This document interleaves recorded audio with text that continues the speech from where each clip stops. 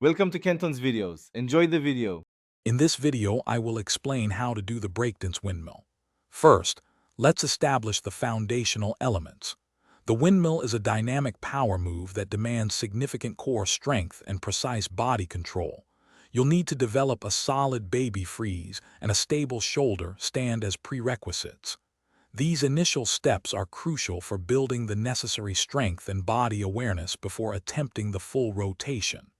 Remember, consistency in practice is key to mastering these fundamental positions. Now, let's dive into the entry and initial rotation of the windmill. From your baby freeze, push off the ground with your legs, tucking your head towards your chest. As you roll onto your upper back and shoulders, extend one leg powerfully upwards. This leg acts as a counterweight, generating the initial momentum for your spin.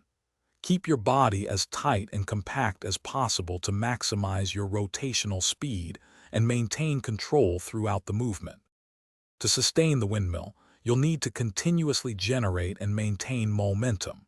As you come around, use your free arm to push off the floor, giving you an extra boost of rotational energy. Keep your legs wide apart, almost like a scissor kick, using their weight to propel you through each rotation. Maintaining a tight core throughout the entire movement is absolutely essential for control and preventing injury. Focus on smooth, fluid transitions between each spin. When refining your windmill, be mindful of common pitfalls. Many beginners collapse their chest, losing crucial upper body support. Instead, keep your chest strong and engaged. Also, avoid relying solely on arm strength.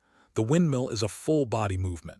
Practice on a smooth, non-abrasive surface, ideally with some padding to ensure safety. Remember, mastering the windmill takes time, dedication, and consistent practice. Celebrate small victories along your journey to success. Thanks for watching. Consider subscribing if we helped you.